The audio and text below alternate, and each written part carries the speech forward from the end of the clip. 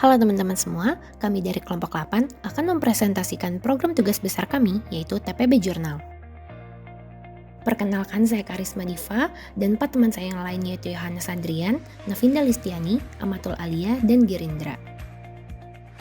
Hari ini kami akan mempresentasikan 4 komponen penting, yaitu opening, decomposition explanation, flowchart explanation, dan juga demo program. Seperti yang kita tahu, keseharian hidup kita dijalani dalam 2 variabel penting, yakni apa yang kita lakukan dan kapan itu dilakukan. 2 hal ini bahkan menjadi penting untuk diperhatikan dalam konteks waktu yang akan datang. Namun, keterbatasan manusia untuk mengatur alur perkesanannya agar berjalan teratur dan sistematis seringkali masih menimbulkan berbagai masalah. Nah, contohnya dapat diambil dari kehidupan perkuliahan masa TPB yang segala kegiatannya diatur dalam 2 variabel penting tersebut. Mahasiswa yang tidak mampu memanage waktunya dengan baik akan menimbulkan masalah seperti keterlambatan mengumpulkan tugas, ketidakikutsertaan suatu kegiatan, ketergesaan persiapan diri, bahkan buruknya lagi hingga ketidaklulusan pelajaran. Hal ini mendorong kelompok kami untuk membuat aplikasi TPB Jurnal sebagai solusi bagi mahasiswa TPB ITB dalam menyusun dan mensinkronkan berbagai jadwal tugas, kegiatan, dan perkuliahan selama masa TPB. Tahap pelaksanaan. Yang pertama, dekomposisi masalah. Masalah utama yang dihadapi adalah bagaimana menjalankan aplikasi TPB Jurnal. Untuk dapat menjalankan aplikasi TPB Jurnal diperlukan input, user interface, dan output. Data yang diinput berupa data string, tanggal, dan waktu.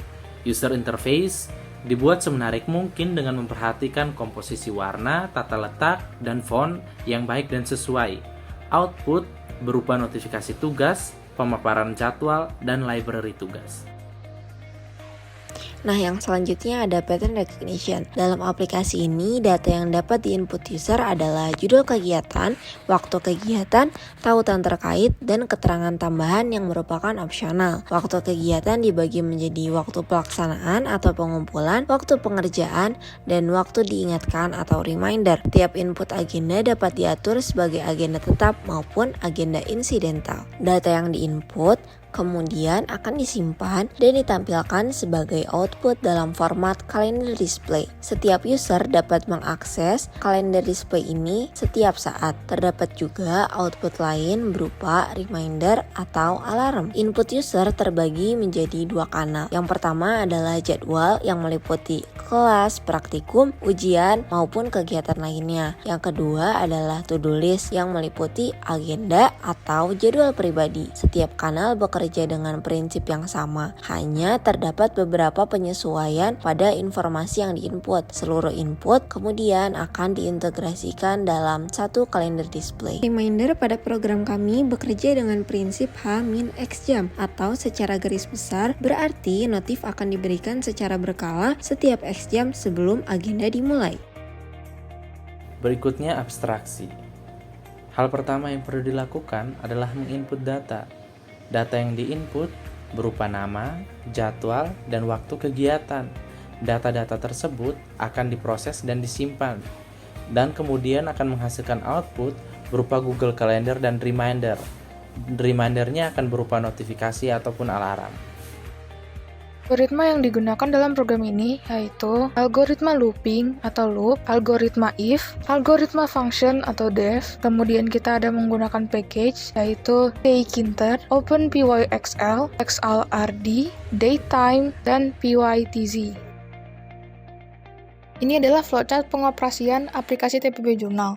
Jika kita membuka aplikasi TPB Jurnal, kita akan ke laman menu utama. Pada laman menu utama ada 4 pilihan, jadwal, to-do list, library tugas, sama display kalender. Jika kita memilih jadwal, kita akan diberikan 4 pilihan, yaitu jadwal kelas, jadwal meeting virtual conference, jadwal praktikum, jadwal quiz atau KBF. Jika kita memilih jadwal kelas, kita akan diminta untuk menginput nama kelas, tautan Zoom, dan absensi. Jika sudah menginput informasi tersebut, output dari aplikasi TPB Jurnal akan berupa reminder dari kelas tersebut, kapan kelas dimulai, beserta tautan Zoom-nya, serta reminder absensi dari kelas tersebut. Jika pada laman jadwal kita memilih jadwal meeting virtual conference, atau jadwal praktikum, atau jadwal quiz atau KBF, kita akan diminta untuk menginput waktu, serta input keterangan. Waktu ini artinya waktu dilaksanakannya praktikum, quiz atau KBF, atau meeting virtual conference. Keterangan ini juga simple, bisa berupa link platform dari quiz atau KBF, link platform praktikum, atau link dari meeting virtual conference, serta notes yang bisa dimasukkan oleh pengguna. Kemudian pada laman menu utama, jika kita memilih to-do list, kita akan diberikan 2 pilihan, yaitu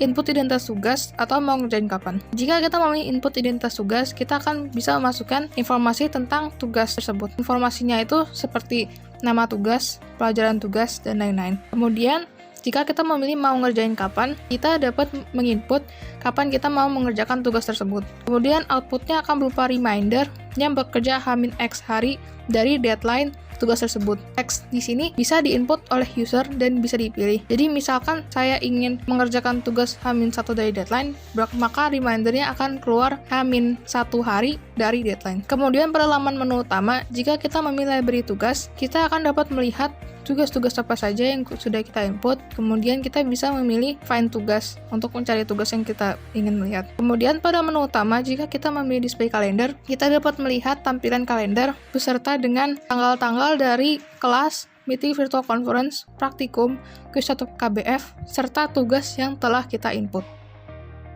Saya akan menjelaskan tentang cara kerja secara programming ini. Jadi intinya itu ketika kita memasukkan input, kita memasukkannya ke database berupa suatu Excel yang secara otomatis akan dibuat ketika data ini di-run. Dan kemudian nanti dari Excel itu kita akan menampilkannya di layar. Intinya seperti itu. Kita lihat. Misalnya kita langsung run ini. Kita langsung run, kita tunggu sebentar. Nah, ini muncul. Jadwal kelas dulu di kalender dan alarm. Kalender ini nanti yang ketika kita mendisplay datanya. Alarm ini nanti fiturnya akan saya jelaskan dan kita mulai dari jadwal kelas. Misalnya besok itu kita ada komputasi. Ada kelas kan, ini ada pilihan-pilihannya. Nah, kita kelas komputasi di hari Senin. Tautan pentingnya kita akan memakai Zoom. Keterangannya kita akan presentasi. Dan pada jam 13.00 kita save data. Nah, kebetulan besok itu ada tugas TTKI yang juga dikumpulkan di hari Senin berupa makalah. Tautan pentingnya dia itu dikumpulkan di Teams hari Senin juga. Nah, ini Senin 2, Senin 1 itu apa sih? Jadi saat ini program kami masih bekerja dalam frame 2 minggu, interval 2 minggu. Jadi ini Senin kedua, Senin kedua dan selanjutnya. Waktu pengerjaan itu saya berencana mengerjakan pukul 16.00. Kalau kemudian keterangannya itu bab 1. Nah, ya. Terus kita langsung lihat bahwa di sini langsung muncul tipe jadwal, mata kuliah, segala data yang telah tadi kita masukkan. Nah, kemudian di alarm kita akan coba lakukan ini.